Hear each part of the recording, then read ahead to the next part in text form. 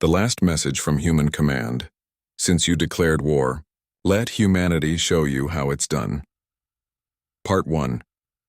The crystalline dome of the Galactic Council's high chamber glittered like a massive diamond suspended in space. Inside, the vast circular room buzzed with the sounds of 1,000 different species communicating in their native tongues, all seamlessly translated through neural implants. Tiered seating rose around the central floor in concentric rings, each filled with representatives from worlds spanning the breadth of the galaxy. Ambassador Jack Morgan stood alone on the central platform, the only human in the room. Sweat beaded on his forehead despite the chamber's perfect temperature control. He straightened his Navy diplomatic uniform and tried to ignore the weight of 10,000 alien eyes upon him. The Council will now hear the case regarding Earth, announced High Counselor Dorax, his voice booming across the chamber. The massive being's 4 eyes blinked in sequence as he adjusted his ceremonial robes. Ambassador Morgan represents the newest spacefaring species to enter our galactic community. They seek formal recognition and trading rights. Whispers cascaded through the audience. Earth was a newcomer, having achieved faster-than-light travel just 15 years ago. Most species waited centuries for a council hearing. Your request is unusual, Ambassador, continued Dorax, leaning forward. His gray skin rippled with patches of bioluminescence that reflected his skeptical mood. Most species understand the traditional waiting period. Yet here you stand, demanding immediate attention. Jack stepped forward, his voice steady despite his racing heart. Respected High Counselor, esteemed representatives of the galaxy, I thank you for this opportunity. Earth does not make this request lightly. We recognize our youth among the stars, but we believe mutual benefit should outweigh tradition when possible. Counselor Thrix, a serpentine being from the Rigel system, hissed softly. Your species has a troubling history, Ambassador. Our observers report 17 major wars in your last century alone. You split the atom and immediately used it as a weapon. You poisoned your oceans and atmosphere in pursuit of industrial growth. Jack nodded solemnly. We do not deny our mistakes, Counselor, but we have learned from them. Earth united under a single planetary government 30 years ago. We have reversed much of our environmental damage, and we have not engaged in armed conflict for 25 years. Pretty words, rumbled Counselor Mezcara, a massive insectoid whose chitinous exoskeleton clicked as she moved. Yet our intelligence suggests humans have been developing military vessels disguised as trading ships. Explain this deception. The chamber fell silent. This accusation hadn't been in any of the briefing materials. Jack felt his mouth go dry. Someone had been watching Earth more closely than they realized. I believe there has been a misunderstanding, Jack replied carefully. Earth maintains a defense force, as do all sovereign worlds. We would be happy to. Enough! Dorax slammed a massive fist on his podium. We have monitored your broadcasts, your communications, your military exercises. For a young species, you are remarkably aggressive in your expansion. 7 colonies established in 15 years? Most species take centuries to expand so rapidly. The mood in the chamber had shifted from skeptical to hostile. Jack glanced around, searching for any friendly faces among the sea of alien visages. He found none. The Council has deliberated privately before this public hearing, Dorax announced. Given the evidence of humanity's aggressive expansion and military development, we have reached a decision. Jack felt a cold knot form in his stomach. This wasn't a hearing. It was a trial. Earth and all its colonies are hereby quarantined, Dorax declared. No human vessels will be permitted beyond your solar system. Any attempt to breach this quarantine will be considered an act of war against the Galactic Council. Gasps and murmurs swept through the chamber. Quarantine was a punishment typically reserved for species that had committed interstellar atrocities. High Counselor, Jack protested, this is unprecedented. We have violated no council laws. We have committed no acts of aggression against any species. By what right do you condemn humanity without due process? Dorax's eyes narrowed. By the right of preservation, Ambassador. The Council exists to maintain peace and stability. Your species represents a destabilizing element. The quarantine takes effect immediately. You will be escorted back to your ship and returned to Earth. Jack took a deep breath. Everything had gone wrong, but not entirely unexpectedly. He reached into his pocket and pulled out a small metallic disc. Before I leave, I am instructed to deliver a message from Earth Command. Dorax waved dismissively. Your protests are noted and rejected, Ambassador. This isn't a protest, Jack said calmly. He pressed the center of the disc. It rose from his palm and hovered in the air before projecting a holographic image of Fleet Admiral Elena Vega, her weathered face stern beneath close-cropped silver hair. "Greetings, counselors," the Admiral's projection spoke. "I am Fleet Admiral Vega of Earth Defense Force. We anticipated your response to our petition. For the past decade, we have observed your treatment of other emerging species. The Delvians quarantined 5 years ago, the Proxima colony annexed without consent, the Tau Ceti massacre, covered up but not forgotten." The council chamber erupted in shouts of outrage. Dorax tried to interrupt, but the message continued, its broadcast overriding the chamber's systems. "We know the truth," Admiral Vega continued. "The council isn't a democratic body. It's a cartel of ancient species maintaining power by suppressing newcomers. You quarantine those you fear and annihilate those you can't control." The Admiral's image was replaced by footage of council warships bombarding a defenseless planet. Then another image, council agents infiltrating an alien government. A third, secret documents detailing plans to contain emerging technological civilizations. "We came to you openly, hoping the rumors were false," the Admiral said, as her image returned. "Your response today confirms our worst fears, so be it. You should know that this hearing was merely a formality on our part as well. Humanity has already expanded far beyond the boundaries you're aware of." The hologram shifted to show a star map. Hundreds of points of light blinked into existence, marking human outposts and colonies spread throughout Council space and beyond. "For 10 years we've been establishing hidden colonies, building fleets and preparing contingencies. While your observers watched our official colonies, our stealth ships were mapping your territories and establishing our presence throughout the galaxy." The chamber had fallen completely silent now. Even Dorax seemed stunned. "We hoped for peace and cooperation," Admiral Vega said. "Instead you chose dominance and control. So hear this, Council. We reject your quarantine. We reject your authority. And if you insist on treating this as a declaration of war, then remember this message from Human Command." The Admiral leaned forward, her voice dropping to a cold, determined tone. "Since you declared war, let humanity show you how it's done." The hologram disappeared. The disc fell to the floor, its message delivered. Jack looked up at the council, his diplomatic facade replaced with the steel-eyed look of a military officer. "I am not actually an ambassador. I'm Colonel Jack Morgan, Earth Special Forces. My real mission was to confirm your intentions and deliver our response. Now that's done." Dorax stood towering over Jack. "Guards, seize him." Jack smiled thinly. "I'm afraid I won't be staying for the rest of your deliberations." He tapped his wrist communicator. "Morgan to Shadow Strike. 1 for extraction." Before the council guards could reach him, Jack's form shimmered with blue energy and vanished from the chamber. In orbit above the council homeworld, a stealth vessel that had been hiding in plain sight, decloaked just long enough to receive its passenger before disappearing again into the void. Inside the ship, Colonel Morgan strapped himself into the command chair. "Message delivered, Captain. Take us home."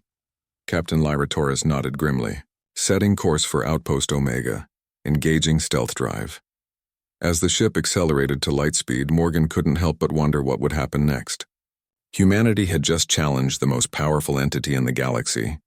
The Council controlled thousands of worlds, millions of ships and technologies that had been refined over millennia, but they didn't understand humans. They didn't understand that throughout Earth's bloody history, one truth had remained constant. When backed into a corner, humans didn't surrender. They fought. They adapted. They survived, and now the Council would learn this lesson firsthand. The war had begun. The last message from Human Command. Since you declared war, let humanity show you how it's done. Part 2. The massive command center buried deep beneath the Rocky Mountains buzzed with activity. Hundreds of officers and technicians moved with purpose between glowing holographic displays, tracking thousands of data points across the galaxy. At the center of it all stood Admiral Elena Vega, her weathered face illuminated by the blue glow of the strategic map.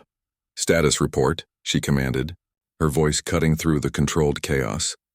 General Marcus Diaz stepped forward, his dark uniform adorned with combat medals from Earth's last war. "The Council has mobilized their central fleet, Admiral. 87 capital ships moving toward the Sol system. Estimated arrival 72 hours. Vega nodded, unsurprised. And our assets? Operation Phantom is proceeding as planned. Our stealth outposts remain undetected. Colonel Morgan's ship has reached Outpost Omega safely. Diaz paused. The Council has also dispatched smaller fleets to our known colonies. They're moving fast, Admiral. As expected, Vega replied. She turned to face the assembled command staff. The Council believes they know where we are, how many we are, and what we're capable of. That is their first mistake. She gestured at the holographic display. The map expanded, revealing hundreds of hidden human outposts scattered throughout Council space like stars in the night sky. For 10 years we've prepared for this day, Vega continued. While the Council watched our official colonies, our stealth ships established these outposts. While they monitored our public communications, we built a shadow network. They believe they're dealing with a young, naive species. They're about to learn how wrong they are. A young lieutenant approached, offering a data tablet. Admiral, we've just received word from Operation Blackout. They're ready? Vega took the tablet, her eyes scanning the information. A thin smile crossed her face. Perfect timing. Tell them to proceed. She turned back to the map and pressed a command.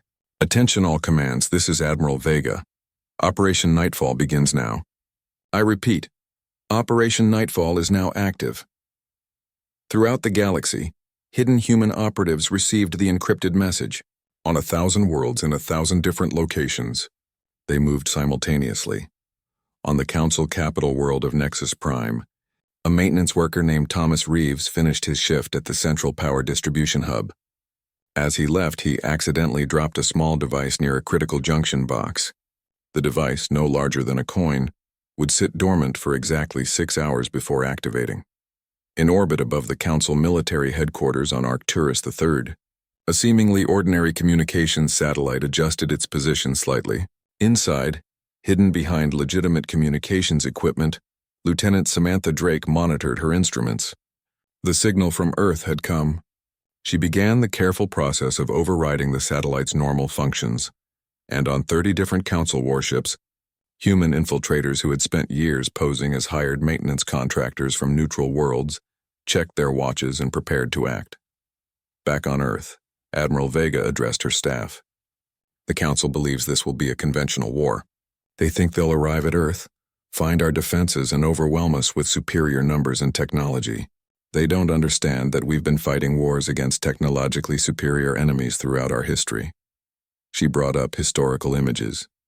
Ancient Greeks defeating Persian armies, American revolutionaries defeating the British Empire, guerrilla fighters repelling mechanized armies.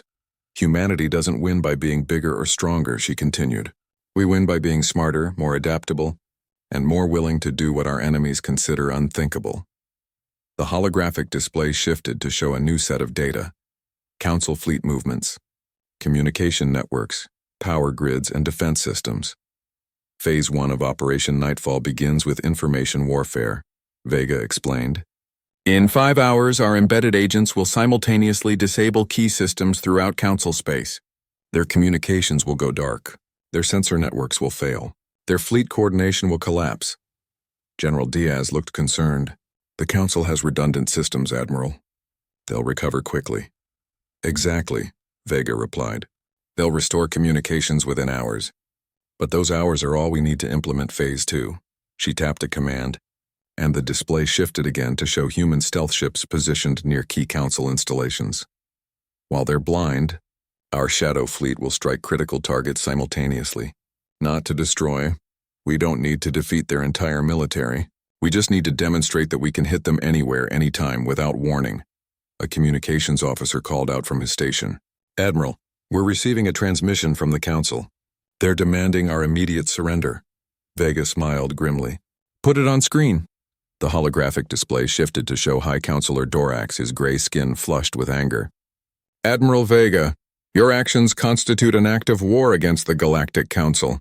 Surrender now, and we may yet show mercy to your species. Vega stepped forward. High Counselor, you declared war the moment you announced your quarantine.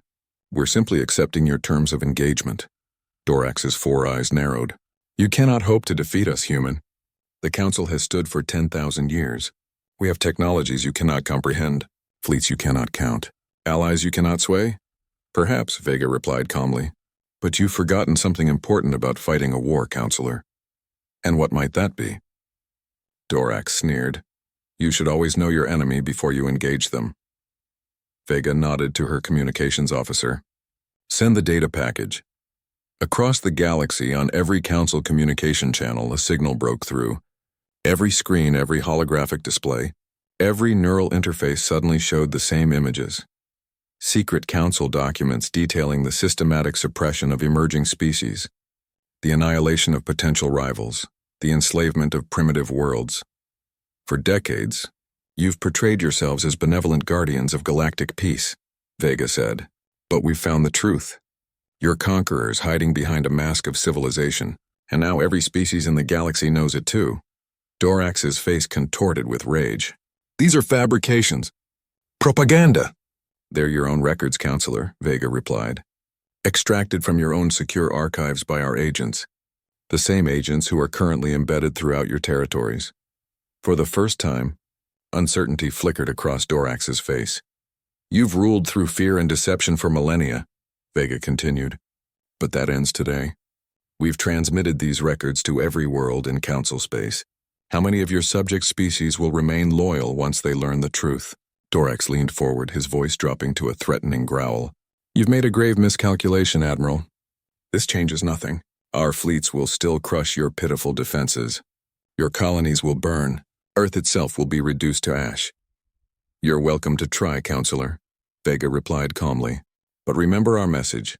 Since you declared war, let humanity show you how it's done. She cut the transmission and turned back to her command staff. Status of Operation Blackout. T-minus 30 minutes, Admiral, reported a lieutenant. All operatives are in position, Vega nodded. And the Shadow Fleet? Ready to move the moment Council communications go dark, General Diaz confirmed. Good. Vega studied the galactic map. And what of Project Prometheus? The room fell silent. Even among the high command, few knew the details of humanity's ultimate contingency plan. The device is ready, Admiral, said a quiet voice from the back of the room. Dr. Nathan Reed, the chief scientist of the project, stepped forward. A tall, thin man with haunted eyes. He carried the burden of having created humanity's most terrible weapon. But I must again register my objection to its use.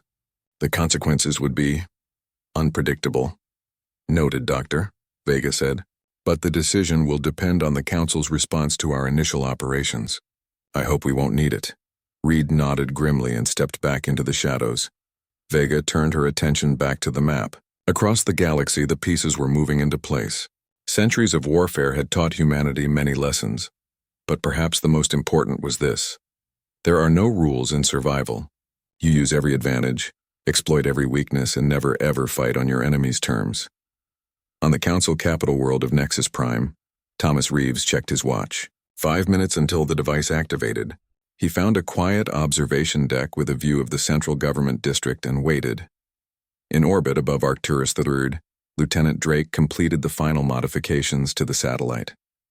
Her hands moved with practiced precision as she rerouted power to systems that had remained dormant for years. And on 30 Council warships, human infiltrators moved silently toward critical systems. The countdown to humanity's first strike had begun. In the Rocky Mountain Command Center, Admiral Vega watched the galactic map as the seconds ticked away. For better or worse, the course was set. Humanity had spent a decade preparing for this moment. It was a decade of secret preparations, hidden colonies, and stealth technology. 1 minute to Operation Blackout, announced the communications officer. Vega nodded. Send the final authorization code R on his secure device. He took one last look at the glittering skyline of the Council capital before voila. The last message from Human Command. Since you declared war, let humanity show you how it's done. Part 3, the Council War Chamber was in disarray. Once a model of order and precision, the massive room now buzzed with frantic activity as military commanders from a dozen species argued over tactical displays. High Counselor Dorax stood at the center, his gray skin pale with stress, watching as reports of human strikes continued to flood in. How is this possible? Demanded Fleet Commander Vex, pounding a scaled fist on the holographic table. The reptilian officer's normally immaculate uniform was rumpled from days without rest. They're everywhere at once. 2 more supply depots hit in the Orion sector. a weapons research facility in the Pleiadian cluster completely compromised. Our security codes changed across 3 star systems. They were preparing for this conflict long before we moved against them, said Intelligence Director Thalia, her slender form seeming to float as she circled the tactical display. Our initial assessment of human capabilities was severely underestimated. Dorax's 4 eyes narrowed. What you mean, Director, is that you failed. We all failed. We dismissed them as primitives because of their youth among the stars. We never considered they might be employing strategies we wouldn't expect. The chamber doors slid open, and Grand Admiral Zorn entered. The massive warrior's carapace bore the marks of 100 campaigns, but never had he looked so concerned. The Third Fleet has engaged human forces near the Tau Ceti colony, Zorn reported, but the humans refused conventional battle. They used automated drones to lure our ships into a gravity well, then vanished. We lost 6 cruisers to the gravitational forces before we could extract our fleet. Dorax slammed his fist on the table. They won't even fight honorably. They use tricks and traps instead of facing our superior forces directly. Intelligence Director Thalia's multifaceted eyes reflected the holographic display. With respect, Counselor, they are fighting according to their own history. I've been studying Earth's military tactics. Throughout their development, humans consistently employed asymmetric warfare when facing technologically superior opponents. Explain, Dorax demanded. Thalia touched the display, bringing up images from Earth's history. Instead of matching strength against strength, humans target vulnerabilities. They avoid direct confrontation with superior forces. They use deception, infiltration, and psychological warfare. She paused. And they've been extraordinarily effective at it. The holographic display shifted to show the current state of the conflict. Red markers indicated Council forces, blue showed confirmed human positions, and yellow represented suspected human activity. The blue markers were few, but the yellow ones were everywhere, like a disease spreading through Council space. We still hold the advantage in ships, troops, and firepower, Admiral Zorn insisted. We should concentrate our forces and launch a direct assault on Earth. Cut off the head and the body dies. Assuming we can even reach Earth, Thalia countered. The human stealth technology has proven far more advanced than we believed possible, and our intelligence suggests they've established hidden fortifications throughout their home system. Then we target their known colonies, Zorn pressed. Force them to defend fixed positions. The council chamber suddenly plunged into darkness. The holographic displays flickered and died. Emergency lighting activated, casting the room in an eerie red glow. What's happening? Dorax demanded. The lights returned a moment later, but the holographic displays now showed a different image. Admiral Elena Vega of Earth Command. Greetings, Counselor Dorax, the human said calmly. I thought it was time we had another conversation. Dorax's face contorted with rage. How dare you infiltrate our secure communications? This chamber is protected by the most advanced security systems in the galaxy. Yes, Vega replied with a small smile. They were quite impressive. My compliments to your engineers. What do you want, human? Dorax growled. To offer you a choice, Vega answered. This conflict has been active for 3 weeks. In that time, we've demonstrated our ability to strike anywhere in Council space. We've compromised your secure facilities, disrupted your supply lines, and revealed your secrets to your subject worlds. The holographic image shifted to show scenes from across the galaxy. Council subject species in open rebellion, supply ships refusing to deliver critical materials to Council worlds, even Council military vessels deserting their posts. Your empire is beginning to crumble, Counselor, Vega continued, not because we destroyed it, but because we exposed it for what it truly is, a tyranny maintained through deception and fear. These are temporary setbacks, Dorax insisted. The Council has stood for 10,000 years. We've faced rebellions before. Not like this, Vega countered.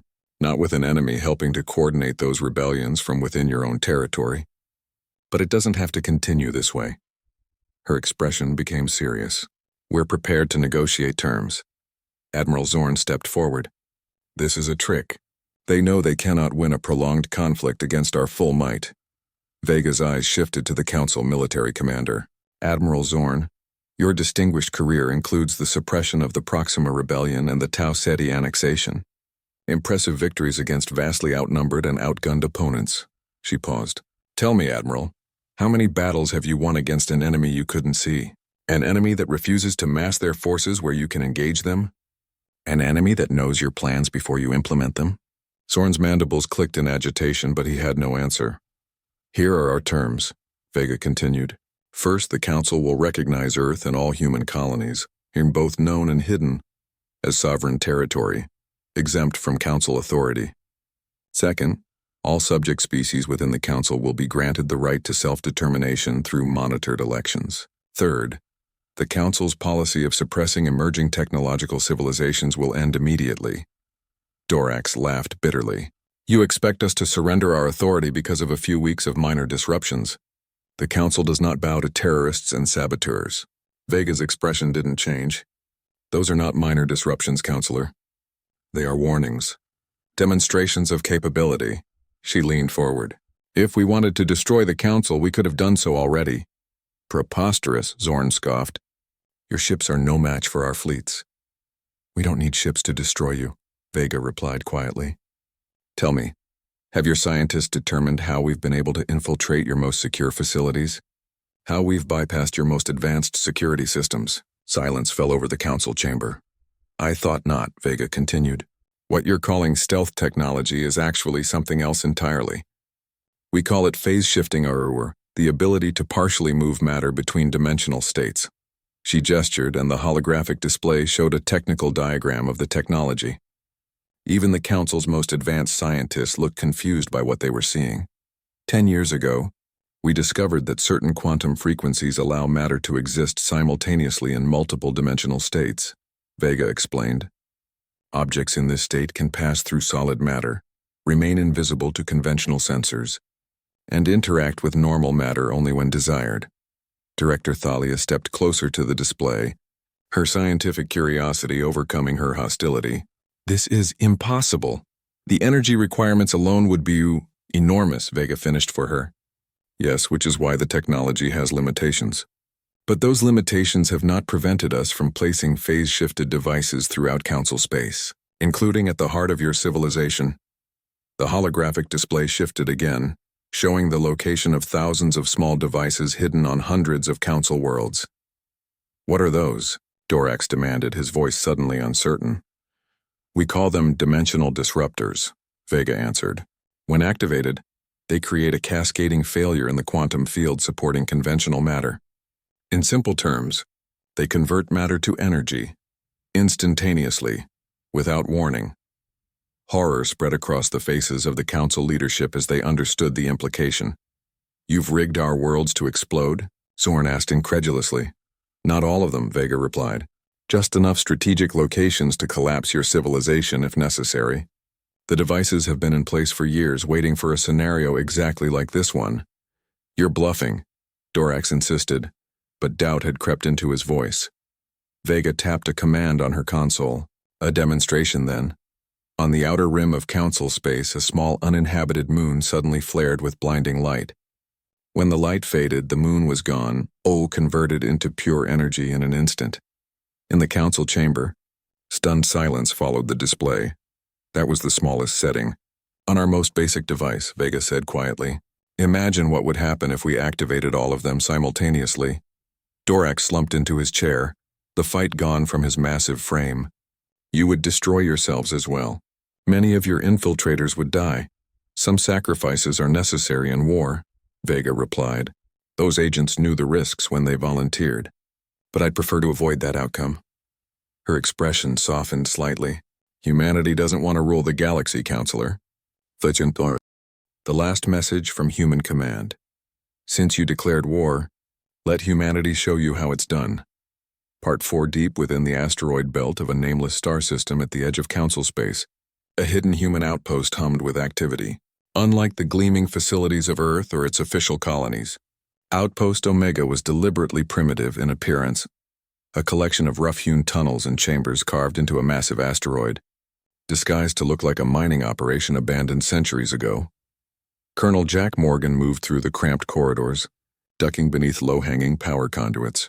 Despite having delivered humanity's defiant message to the Council weeks ago, he'd had little time to rest. As the commander of Special Operations Group Alpha, He'd been coordinating infiltration missions throughout Council territory.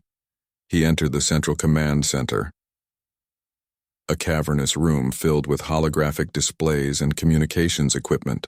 Captain Lyra Torres looked up from her console, her dark eyes rimmed with exhaustion. "Colonel," she greeted him, "the Council has responded to Admiral Vega's ultimatum." Morgan nodded. "Let me guess. They're stalling." "Exactly," Torres confirmed. "They claim they need more time to consider the complex implications of our terms." "While they search for our dimensional devices," Morgan said with a grim smile. "Any success on their part?" "None reported by our embedded agents," Torres replied. "The devices were designed to be undetectable by Council technology." Even if they developed new sensors, it would take months to search all potential locations. Morgan studied the holographic display showing the current state of the conflict. Human forces remained elusive, striking at Council weak points before disappearing again. Council military assets were stretched thin, trying to defend too many potential targets with too few ships. "What's the status of Project Prometheus?" he asked quietly. Torres hesitated. "Dr. Reed reports that the prototype is operational, but he continues to express concerns about deployment. The man builds the most devastating weapon in human history, then gets cold feet," Morgan muttered. "Typical scientist." "With respect, Colonel, his concerns might be valid," Torres said carefully. "The dimensional cascade effect has never been tested on this scale. There could be unforeseen consequences." Before Morgan could respond, an alarm sounded. Red lights flashed throughout the command center as technicians scrambled to identify the threat. "Multiple ships dropping out of FTL at the system edge," called out Lieutenant Rodriguez from the sensor station. "Configuration matches Council heavy cruisers. 9 vessels." Morgan moved to the tactical display. "How the hell did they find us?" "Unknown, sir," Torres replied, already activating the outpost's defense systems. "Stealth fields are active. We're not registering on conventional sensors. They're launching fighters," Rodriguez reported. "And something else. Larger vessels, not matching any known Council ship design." Morgan's eyes narrowed. "Sweep the outpost for tracking devices or infiltrators." "Already initiated, sir," Torres confirmed. "Nothing yet." Morgan made a quick decision. "Initiate evacuation protocol. All non-essential personnel to the emergency shuttles. Wipe the databases. Prepare to scuttle the outpost." As his orders were relayed throughout the facility, Morgan turned to Torres. "How much time do we need?" 15 minutes minimum for a complete evacuation," she replied. Morgan nodded. "Then we'll give them something to chase." He tapped his communicator. "Morgan to Shadow Strike. Prepare for immediate launch. Combat crew only. The Shadow Striker." The same stealth vessel that had extracted Morgan from the Council chambers was the outpost primary strike craft. Small, fast, and virtually undetectable, it could outrun anything in the Council fleet. "What's your plan, sir?" Torres asked. "I'll take Shadow Strike out as a decoy," Morgan explained. Lead them away from the outpost while you complete the evacuation. "Then rendezvous at Fallback Point Delta." Torres looked like she wanted to object, but nodded instead. "Understood, Colonel." As Morgan turned to leave, the outpost shuddered under a massive impact. Dust and small debris rained from the ceiling. "Direct hit," Rodriguez called out.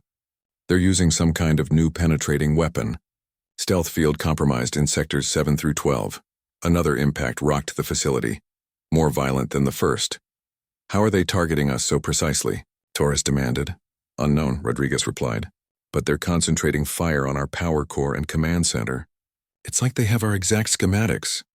Morgan felt a cold certainty settle in his gut. "Because they do." He turned to Torres. "We have a traitor." Torres's eyes widened. "That's impossible.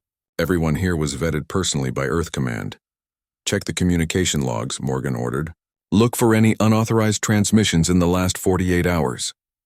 As Torres turned to comply, the outpost's internal communication system activated. A voice spoke, not human, but the distinctive harmonics of a Council species. "Attention, human facility," the voice announced. "This is Grand Admiral Zorn of the Council Defense Force. Your outpost has been compromised. Your stealth technology has been neutralized. Surrender now and your lives will be spared." Morgan exchanged looks with Torres. "Keep the evacuation moving," he said quietly. "I'll buy you time." He tapped the communication panel. "This is Colonel Jack Morgan, Earth Defense Force. What makes you think we're interested in surrendering, Admiral? Because your deception has failed, Colonel, Zorn replied. We have discovered the truth about your dimensional devices. Morgan kept his face neutral, though his mind raced. What truth would that be, Admiral? That they don't exist, Zorn said, his voice carrying a note of triumph. At least not in the numbers or with the capability your Admiral Vega claimed. Our operatives have captured one of your scientists, bars Dr. Eliza Wright.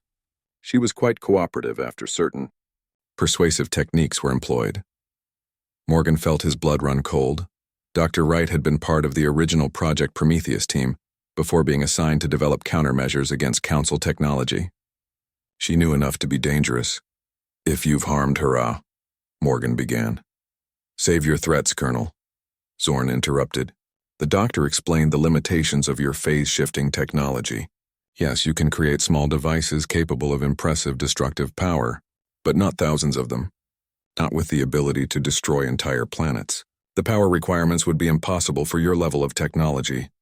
Morgan forced a laugh. And you believe her? Under duress, people will say anything to make the pain stop. We verified her claims, Zorn countered. We found one of your devices on our homeworld.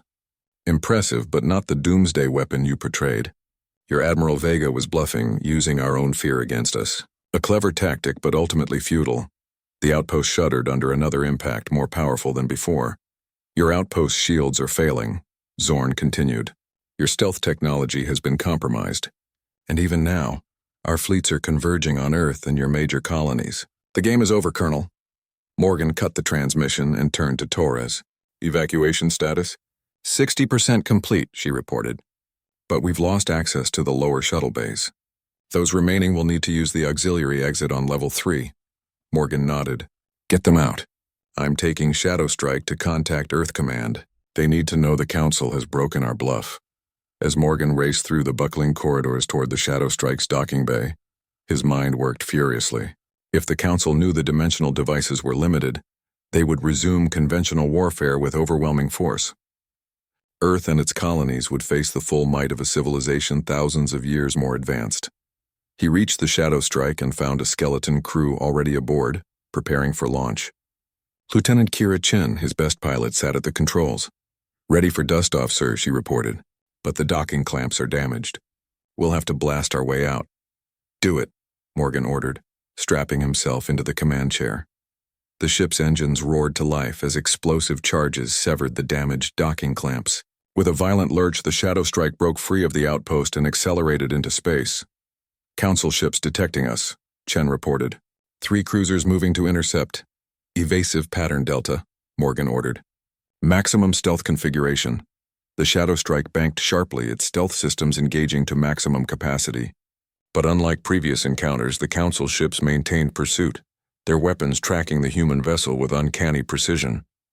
They can still see us, Chen said, her voice tight with tension. Stealth systems are at full power, but they're tracking us somehow. Morgan realized with growing dread that the Council must have developed countermeasures based on Dr. Wright's information. The technological advantage that had kept humanity one step ahead was evaporating. Forget stealth, he ordered. Give me speed. Everything the engines can give. The Shadow Strike surged forward, pushing its experimental drives beyond safe limits. The Council cruisers fell behind but maintained pursuit. Set course for Earth, Morgan commanded. We need to warn them. The last message from Human Command. Since you declared war, let humanity show you how it's done. Part 5. The Council Grand Assembly Hall had never been so full. Representatives from all member species crowded the tiered seating, their voices creating a cacophony of sound that echoed off the vaulted ceiling. At the center of it all, surrounded by his most trusted advisors, stood High Counselor Dorax. His once commanding presence had diminished in the weeks since the conflict with humanity began. His gray skin hung loosely on his frame, and the bioluminescent patches that normally conveyed confidence now flickered with uncertainty. Order, he shouted, his voice amplified throughout the chamber.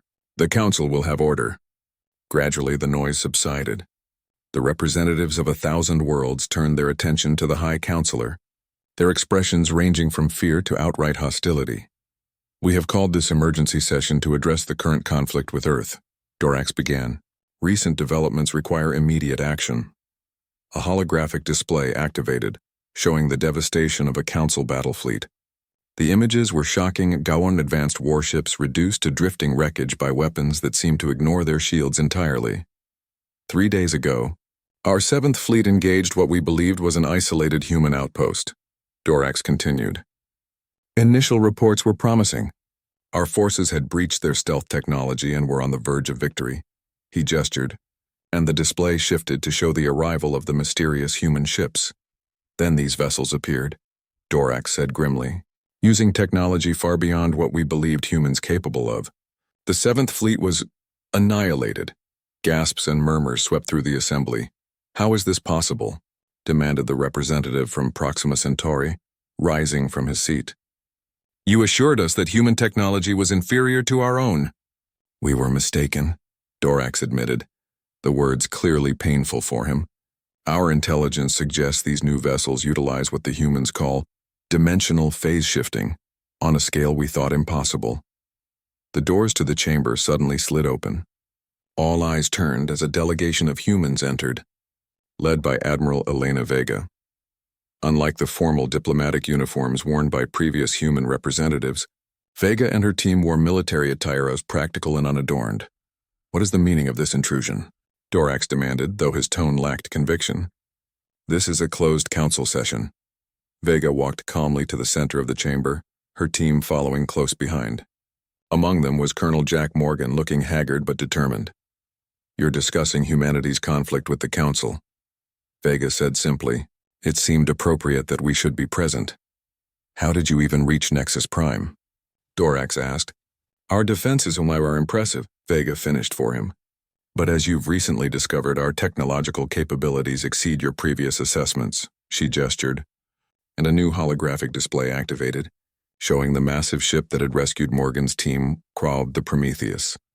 This vessel represents the culmination of Project Prometheus, Vega explained, a program we initiated 10 years ago when we first detected Council observation of Earth. We recognized then that conventional technology would not be sufficient against a civilization as advanced as yours. The display zoomed in on the ship's propulsion and weapons systems.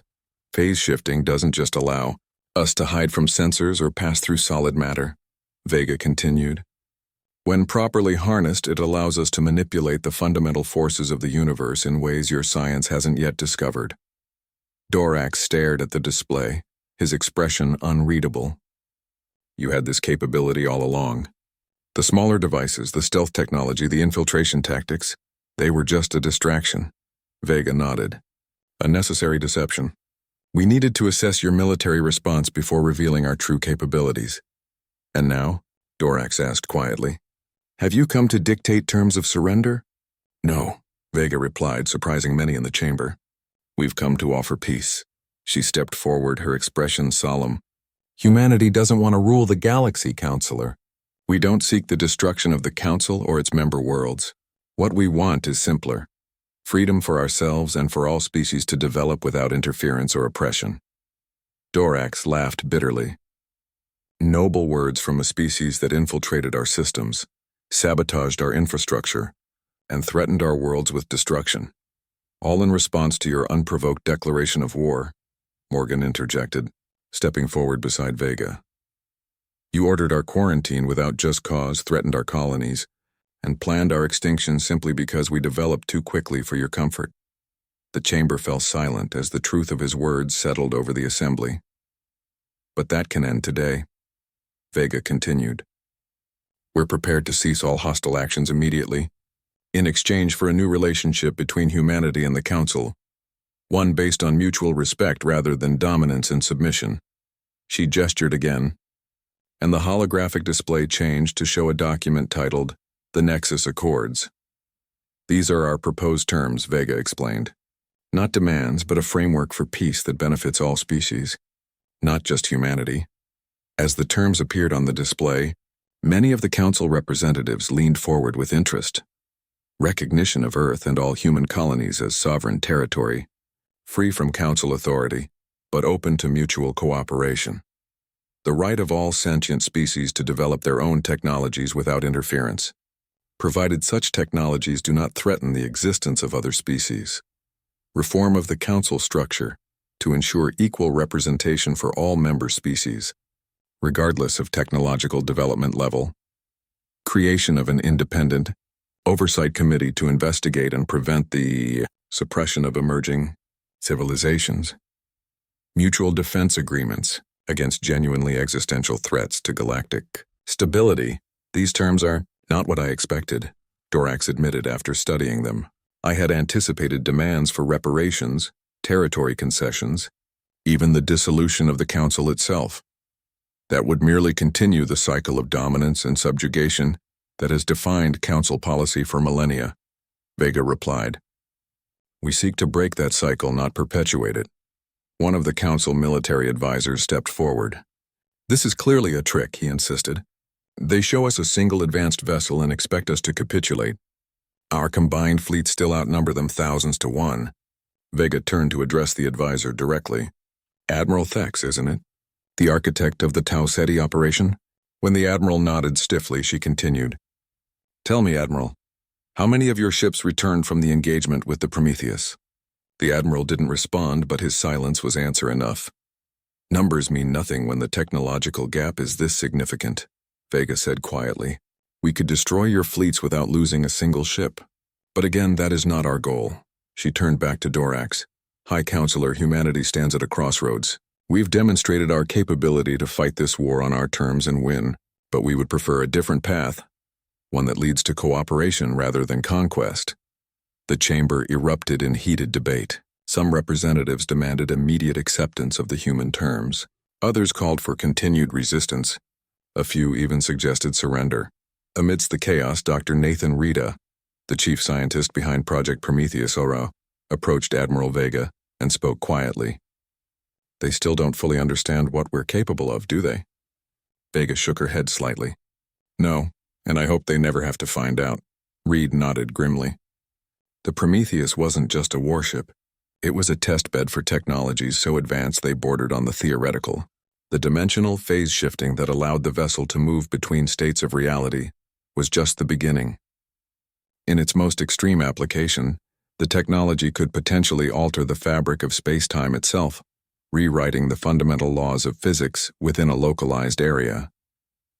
Such power, if misused, could threaten not just worlds or systems, but the stability of the galaxy itself. It was a responsibility that weighed heavily on both Vega and Reed. High Counselor Dorax raised his hands, calling for silence. When the chamber quieted, he addressed Vega directly.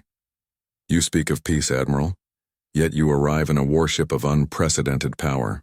You offer cooperation while demonstrating capability that could render the Council obsolete. Why should we trust that humanity won't simply replace us as the dominant power in the galaxy? It was a fair question, and Vega took a moment before responding. Throughout human history, Counselor, we've learned that true security doesn't come from dominating others. It comes from building systems where all parties benefit from peace. She paused. The Prometheus represents the pinnacle of our current technology, yes. But technology alone doesn't determine the future of civilizations. Values do, and humanity values freedom. Not just for ourselves, but for all sentient beings. She gestured to the assembled representatives. Look around you, Counselor. The species gathered here have contributed art, philosophy, science, and culture to the galactic community for millennia. Imagine what they might accomplish if freed from the constraints of council suppression. Dorax's four eyes